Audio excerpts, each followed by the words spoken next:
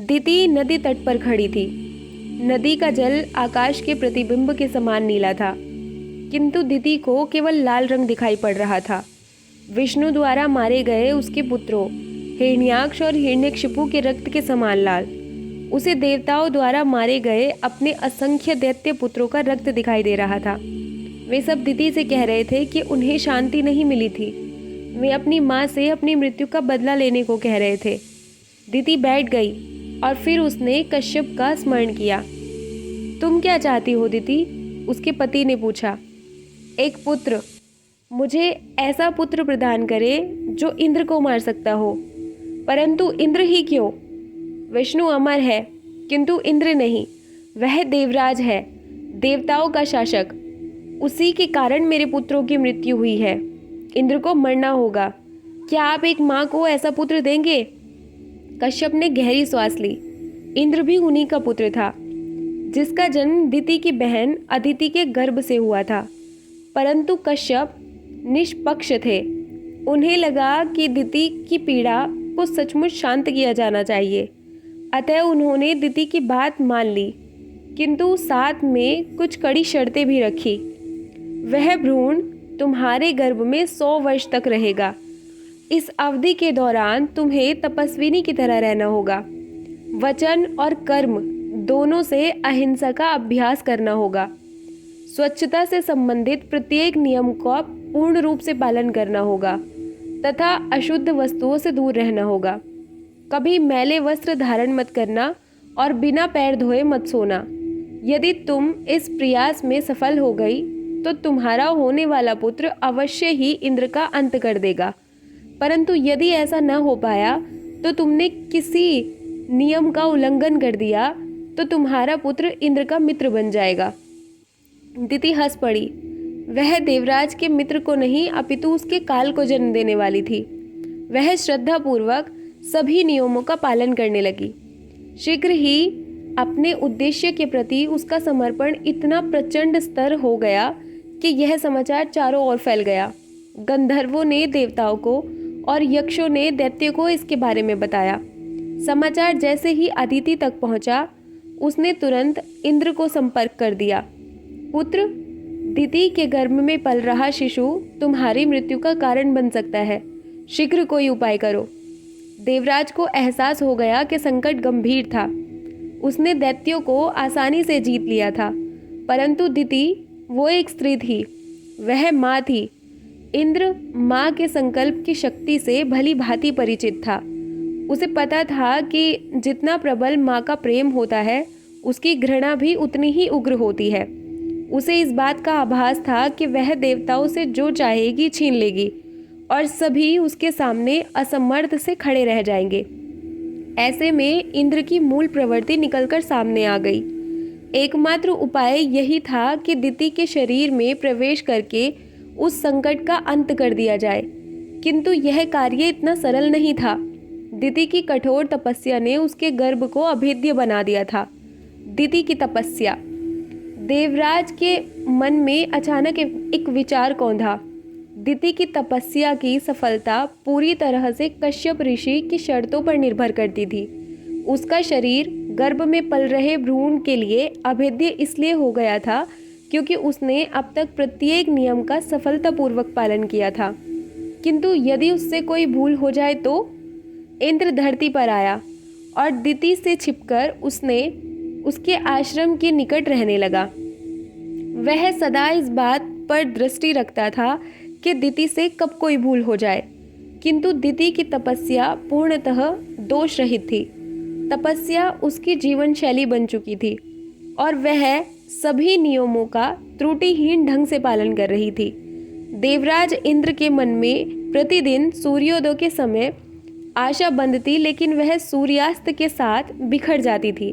वह देख रहा था कि प्रतिदिन दिति के उदर का आकार बढ़ता जा रहा था। इंद्र को अपना अंत निकट प्रतीत होने लगा। प्रसव का समय पूरा होने वाला था। केवल 3 दिन शेष थे। 3 दिन। इंद्र ने हारकर समर्पण कर दिया। उसने अपने लिए शोक गीत तक लिखना शुरू कर दिया था कि अचानक एक नया दिन उसके पक्ष में उदित हुआ। दिति की गर्भावस्था पूर्ण हो चुकी थी, किंतु अब उसे थकान रहने लगी थी। कठोर तपस्या ने उसके शरीर पर नकारात्मक प्रभाव डाला था। उस शाम दिति रोज की अपेक्षा अधिक थकान महसूस कर रही थी। वह बिना पैर धोए ही सो गई। देवराज की प्रसन्नता का तो ठिकाना ही नहीं रहा।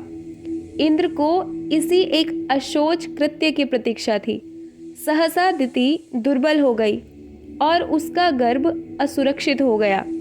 अगले ही क्षण इंद्र उसके गर्भ में प्रवेश कर लिया। इंद्र ने वज्र का आह्वान किया और गर्भ में पल रहे भ्रूण के 7 टुकड़े कर डाले। वह हाँफ रहा था परंतु हंस भी रहा था। अचानक उसका दम घुटने लगा। गर्भपात पूर्ण नहीं हुआ था। 7 टुकड़े अब भी जीवित थे। वे छटपटा रहे थे और विलाप कर रहे थे। क्रोध और उलझन से भरे इंद्र ने चिल्लाकर कहा, माँ रुद्र, यानी रो मत। परंतु उसका प्रयास व्यर्थ गया। गर्भ के 7 टुकड़ों का स्वर लगातार ऊंचा होता जा रहा था। देवराज ने हताश होकर प्रत्येक टुकड़े के फिर 60 टुकड़े कर डाले, परंतु फिर भी उनका अंत नहीं हुआ, अपितु उनका रुदन 7 गुना और बढ़ गया। गर्भ में हो रहे कोलाहल को सुनकर दिति जाग गई। इंद्र वहां से गायब हो गया। दिति ने पेट पर हाथ रखा तो वह तुरंत समझ गई कि उसके साथ क्या हुआ था। वह हार चुकी थी।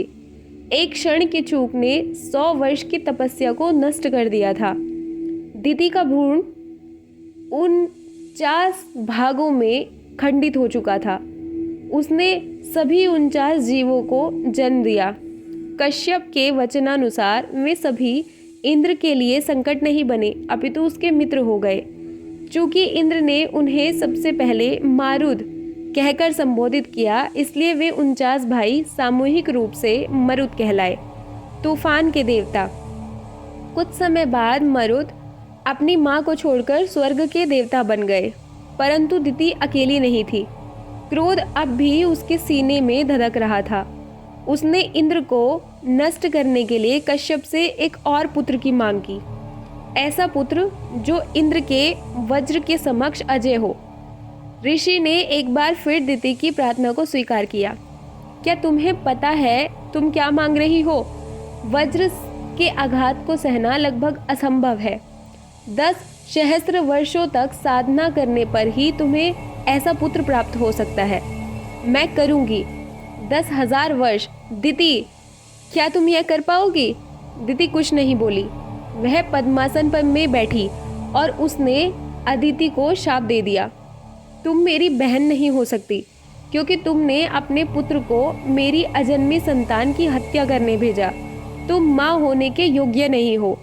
तुम्हें देव माता होने का अधिकार नहीं है। मेरी तरह तुम्हें भी अपने पुत्रों को अपनी आंखों के सामने मरते हुए देखना पड़ेगा। यह सुनकर अदिति अपने पति कश्यप के सामने फूट फूट कर रोने लगी। शोक मत करो, कश्यप ने अदिति को संतावना दी। दिति का शाप इस युग में नहीं, अपितु द्वापर युग में फलित होगा।